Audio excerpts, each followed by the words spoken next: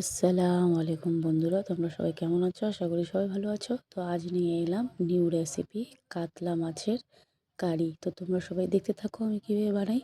তো প্রথমে মাছটা ভালোভাবে কিন্তু ধুয়ে নিয়েছি, তারপরে লবণ হলুদ দিয়ে মেখে নিলাম। এবার গ্যাসে কিন্তু আমি কড়াইটা বসিয়ে দিয়েছি। কড়াইটা গরম হয়ে গেলে আমি তেল দিয়ে দিব। তেলটা আমি দিয়ে দিলাম। তেল গরম হয়ে যাওয়ার পরে এবার আমি এক এক করে কিন্তু মাছগুলো ভেজে নেব। তো বন্ধুরা, এভাবে নিত্য নতুন ভিডিও দেখার জন্য আমার পেজটিকে অবশ্যই ফলো করে রাখবেন। এবার মাছটা কিন্তু আমি এপিট ওপিট করে ভালোভাবে লাল লাল করে ভেজে নিয়েছি।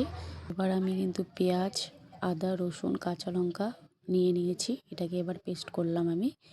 এবার কড়াইয়ে তেল দিয়ে কালো জিরে ফোড়ন দিয়ে শুকনো লঙ্কা দিয়ে দিলাম।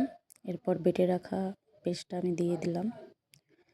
তো একে একে সব গুঁড়ো মশলা আমি দিয়ে দেবো। হলুদের গুঁড়ো, পরিমাণ মতো লবণ, জিরের গুঁড়ো, লঙ্কার গুঁড়ো দিয়ে ভালোভাবে এটাকে মেখে নিতে হবে। মাখা হয়ে গেলে এবার আমি পরিমাণ মতো জল দেব। পরিমাণ মতো জল দিয়ে আমি কিন্তু ঢাকনা দিয়ে দেব।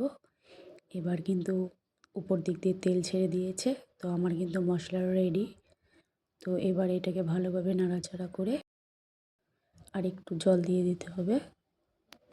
জল দিয়ে আমি মাছগুলো ছেড়ে দিলাম। তো এটাকে এবার ভালোভাবে জাল দিতে হবে। তো হয়ে গেছে আমার জাল দেওয়া।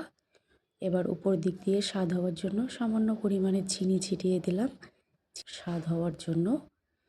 তো হয়ে গেছে আমার কাতল মাছের কারি। তো আপনারা সবাই বাড়িতে বানিয়ে অবশ্যই কিন্তু আমাকে বলবে কেমন হয়েছে।